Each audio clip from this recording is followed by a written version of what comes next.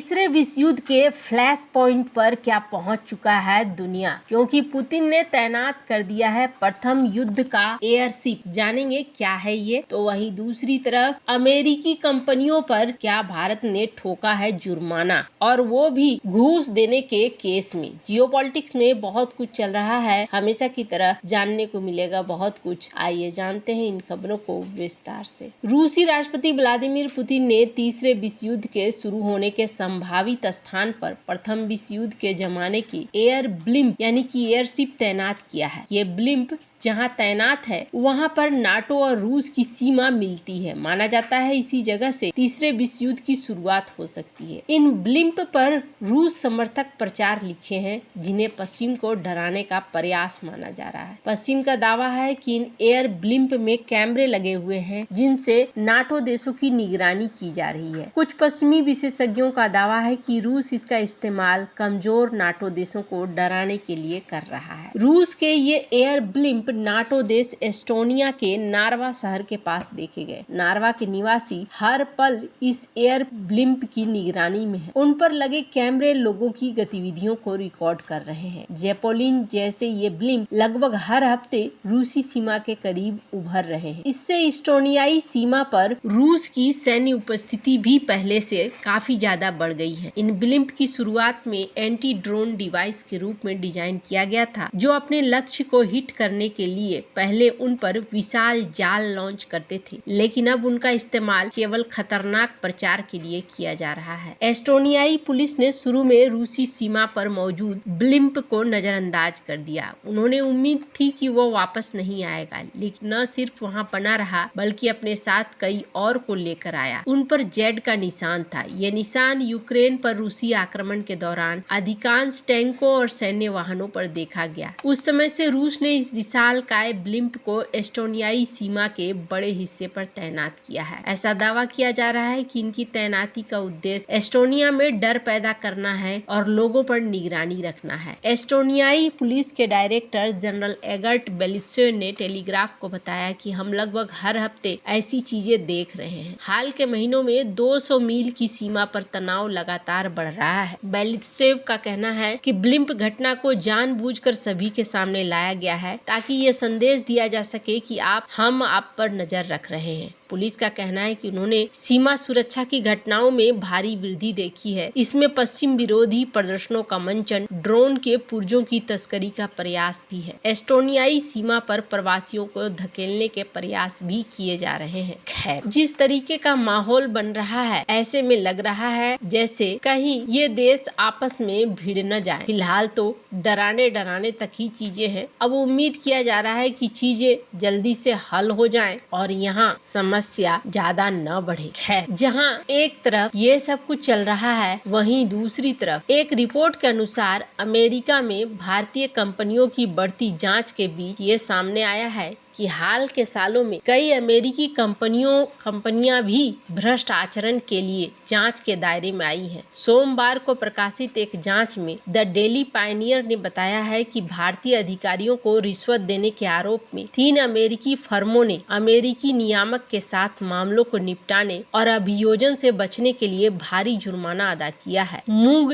Ink और अल्बेमरले corporation नामक कंपनियों पर विभिन्न भारतीय विभागों और सार्वजनिक क्षेत्र के उपक्रमों PSU जैसे railway, Hindustan aeronauticals limited, Indian oil corporation के अधिकारियों को रिश्वत देने का आरोप विज्ञापन लगाया गया था। 3 मामलों में से 2 में कथित तौर पर रिश्वत लेने वाले अधिकारी रेलवे से थे। अखबार के अनुसार तीनों कंपनियों ने औसतन मामलों को निपटाने के लिए नियामक US securities and exchange commission को 3 गुना जुर्माना अदा किया है, जो कथित तौर पर भारतीय अधिकारियों को रिश्वत के रूप में दिए गए पैसे से 3 गुना अधिक है। भारतीय अधिकारियों को रिश्वत देने के आरोप में अमेरिकी कंपनियों ने $200 मिलियन से अधिक का जुर्माना भरा। पहले मामले में मूंग इंक पर HAL और भारतीय रेलवे के अधिकारियों को $5 लाख से अधिक की रिश्वत देने का आरोप लगाया गया था। इस कंपनी का विस्तार सैन्य, एरोस्पेस और औद्योगिक मशीनरी क्षेत्रों में है, जो मुख्य रूप से एरोस्पेस, रक्षा औद्योगिक चिकित्सा अनुप्रयोगों के लिए एडवांस गति नियंत्रण प्रोडक्ट के डिजाइन और निर्माण में काम करती है, जैसा कि इसकी वेबसाइट में बताया गया है। द पायनियर ने अमेरिकी आधिकारिक दस्तावेज का हवाला देते हुए बताया कि कंपनी ने अपनी भारतीय सहायक company move motion controls private limited के माध्यम से HAL, दक्षिण मध्य रेलवे और रेलवे के अनुसंधान डिजाइन मानक संगठन RSDCO के अधिकारियों को रिश्वत दी, ताकि SCR से $34,323 और HAL से $1,13,99,328 का कॉन्ट्रैक्ट हासिल किया जा सके। दस्तावेजों से पता चला है कि HAL के अधिकारियों को कथित तौर पर 5% कमीशन दिया गया था। दूसरे मामले में IT दिग्गज ओरेकल पर UAE और तुर्की में भारतीय रेलवे के अधिकारियों और संगठनों को $6.8 मिलियन से अधिक रिश्वत देने का आरोप लगाया गया था। इस अखबार के अनुसार इस मामले में कंपनी ने कथित तौर पर $6.8 मिलियन की रिश्वत दी और फिर मामलों को निपटाने के लिए $23 मिलियन का जुर्माना अदा किया। तीसरे मामले में अमेरिकी रासायनिक निर्माता अल्बेमरले पर इंडोनेशिया और वियतनाम में भारतीय तेल के अधिकारियों और कंपनियों को लगभग $63 मिलियन